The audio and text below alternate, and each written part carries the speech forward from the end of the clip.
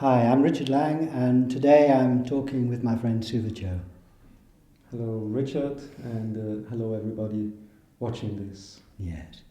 So, I'd just like to talk a little bit about how you came across seeing headlessness and what it's meant to you in your life and so on. So, where did it start for you in terms of the headlessness and what led up to it?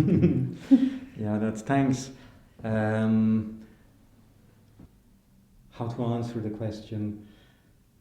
Well, I think there is a level first. It's important to say that I can't really say what led up to headlessness or how I started seeing. There might have been moments early in my life when this was ever more present. There is not a sense of it started at a certain time. However, if you speak in terms of what we'll consider headlessness as taught by Douglas Harding, it is slightly remarkable. I was living in a very, very remote monastery on an island on the Thai border with Laos, a place with no electricity. And at a certain point, somebody, and I never knew who, cleared out his library and decided to donate his books. So there was a mixture of Thai and English books to this remote monastery where we were just literally two, three English-speaking monks. And among the many strange books, there was, even pieces from Jehovah's Witnesses or old collections of the Bible and books on insight meditation. There was a book called On Having No Head, which I picked up. It caught me, and upon reading it, I was sold. It was wonderful. It was a breath of fresh air amid a period. This was my this was my earliest time as a monk. So, roughly what year are we talking So about? we are talking here in 91. So in a time when there was very much still the sense of having to get established in meditation and in disciplines, and somehow at the same time came out of nowhere this sense of it's all right here, and somehow that has always stayed with me, although perhaps not always consciously, but even by reading the book, I saw something I remember was like, my goodness, it is so true.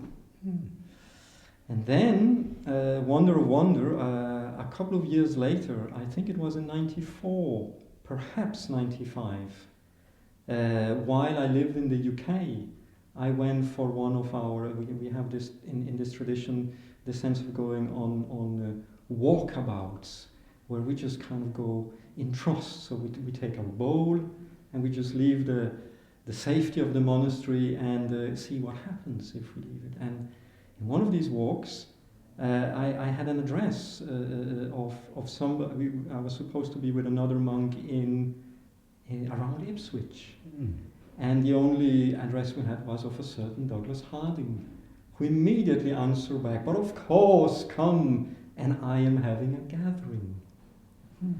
And so this is 94 or something like that? 94, 95, yes, as far as I remember. Right. First time I met you, Richard. Right. And what was very important was,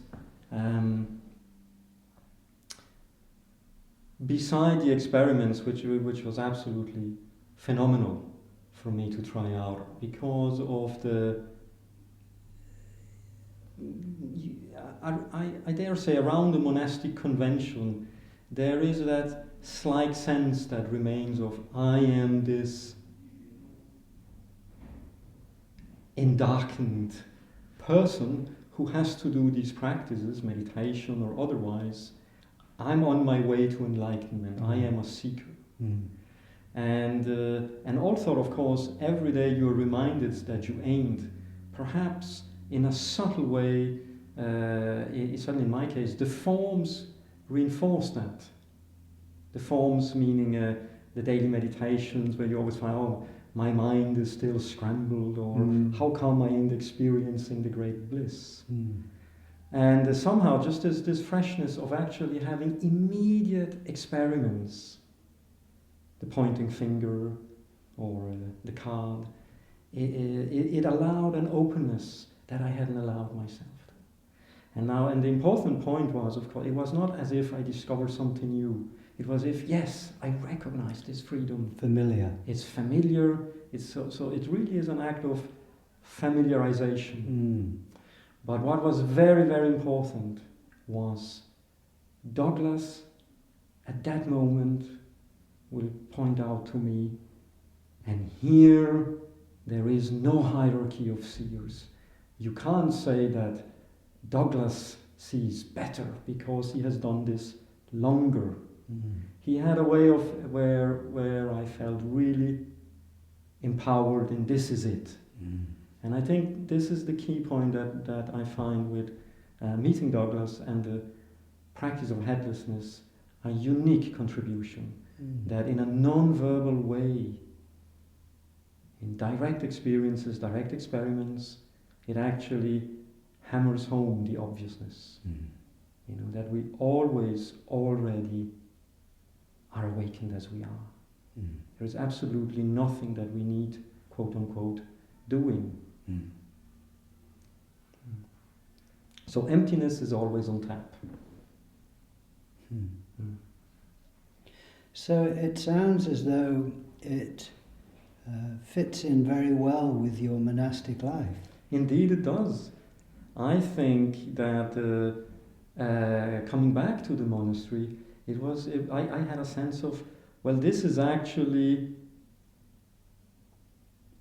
the point from which I can begin to live a monastic life, because in a way then, in a conventional reality, the life of a monk is actually set up in a way that if it's not as if you have to getting caught up in what about my mortgage or what about my retirement. We all have ways in which we postpone awakening because something in us is not yet trusting. There's something that says, yes, as soon as I have done this or that, then I can be awakened.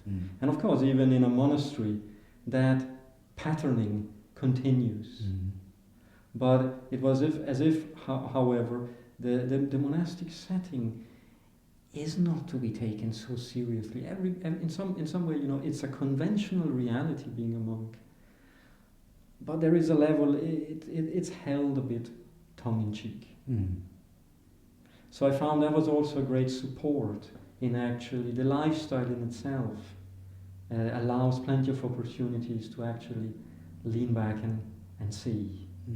And there was a little group of monks. I think we were 4 of us who had met Douglas.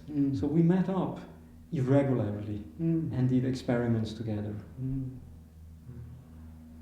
And how do you think it affects your relationships with people, with friends, with whoever, the face to no face seeing? Because relationships are the important area to think about. Oh yeah, absolutely. I think also the question you ask is even deeper. In a way, not only your relationship with people, dare I say, with that which we think as the other. So whether it is my relationship even with a thought or a feeling or with other people, is it a relationship in which I set up a somebody, often Douglas used to call it head to head, or is it space for that face that appears over there, or can I actually be the space that allows any formation to arise and cease? And I'm humbled. This is a continuous act where I'm learning. It's an act of trust, really. if I fully allow the other to be, and of course we have to sit through, you know, our own inner. We have an agenda always, a subtle agenda with the world. And is it possible actually to lean back and let this be?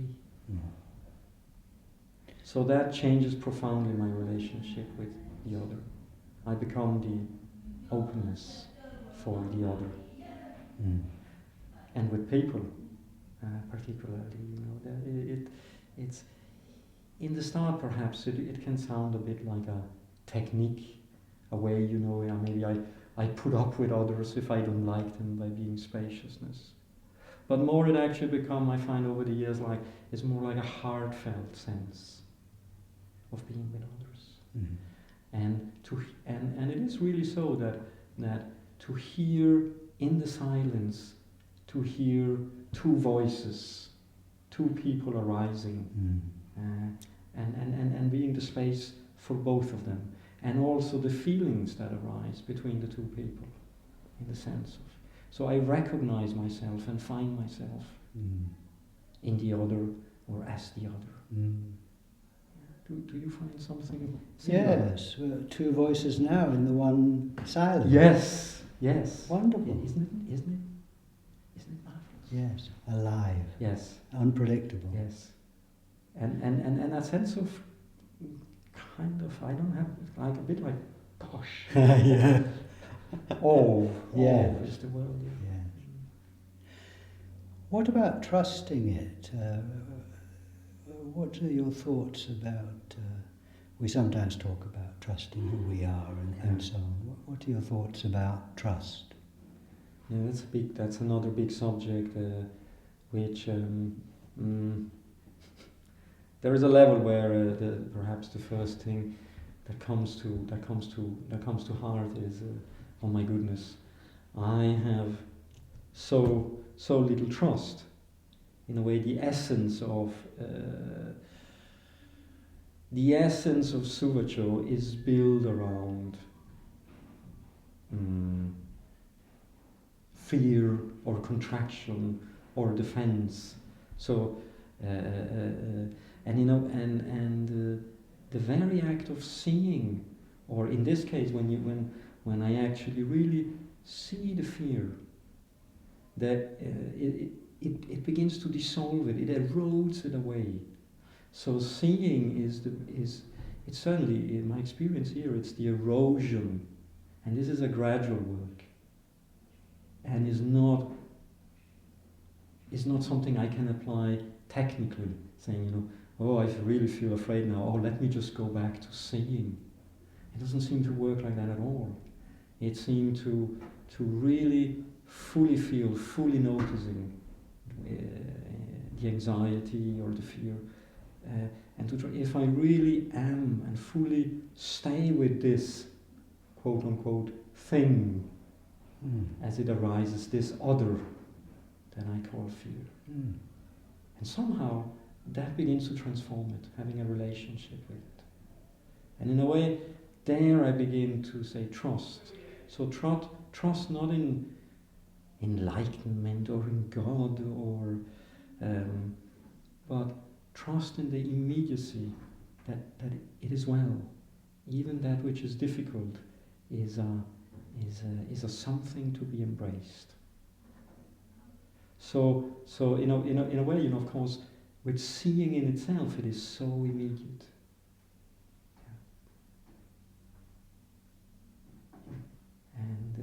And then of course, it is also a level where I find it is multi-layered. Yeah, it's endless discoveries, perhaps. In what way multi-layered? Multi-layered, that seeing is also hearing. It's also deeply sensing and deeply feeling. You know? We arise with all the sense doors from moment to moment.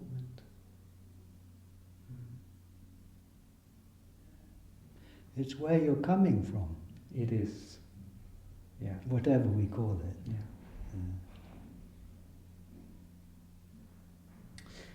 Another way, I don't know I don't know how relevant it is in the context of seeing, but over the years, and the other really great, should we say, support in stabilizing.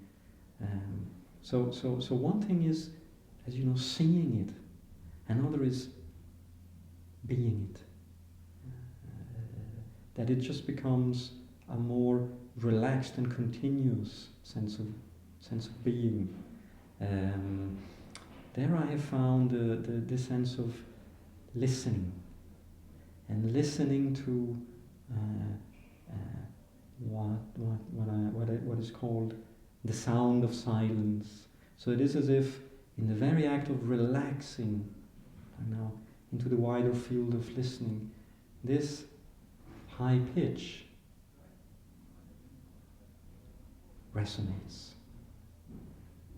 And that gives also an really another very, very clear background in which I can hear the sound of this voice, I can see you, and how it all arises and ceases upon this continuous shimmering sound as a background.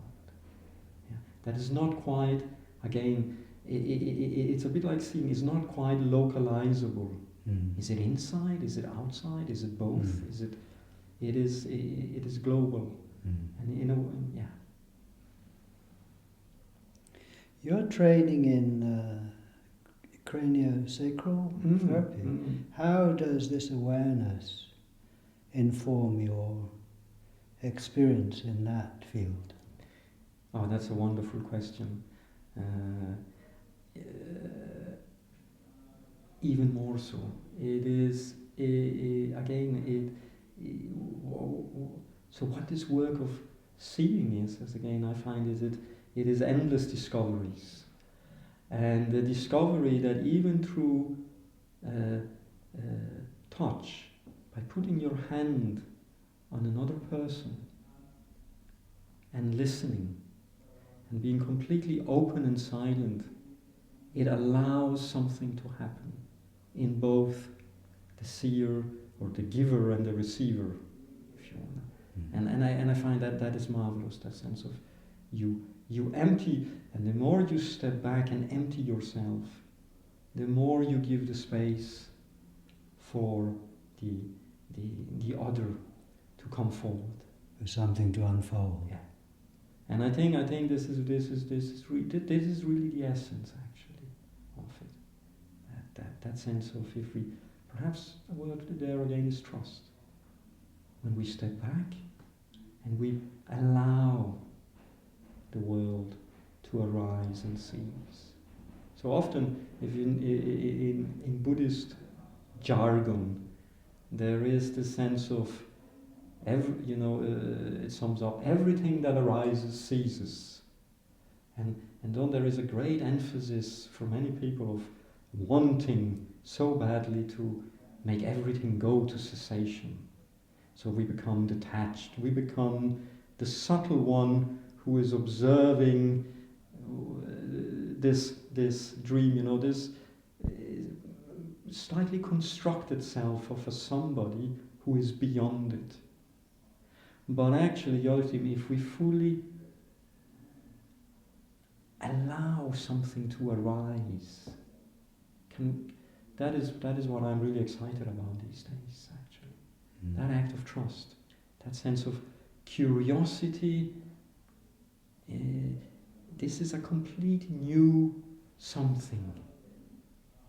And so it's almost like it takes me a bit. I don't have any safety. It grabs me a bit in an uncertain territory, and then if I fully let this come in, and then and I don't know what will happen. Will it ever end? What will happen to me? Oh dear, I better go back to seeing, or whatever ways we have. But no, can I trust in, if I let it, if I welcome it as it comes, and then the questioning is, can I then again, see it as it goes. Yet another condition. So in a way, it allows that flow of life. So creative. It is. It's another wonderful expression. It is endlessly creative. Yes. And you and I are again. We are creations in it. Yes. Wonderful. It is, isn't it? And perhaps one more question here, Suvaco. What about suffering? Seeing and suffering, if you like. Or Yes. Buddhism is hot on the end of suffering, I think. Yes, I think it is. It again is the on the. How shall I put it in a few words? Perhaps in the Buddhist corner on the spiritual market, that particularly the doctrinal take, a way in which the word, the classical word dukkha, which means stressful, as if everything that arises and ceases by its nature, it is changeable and it is stressful. And it's not a value judgment, it just is.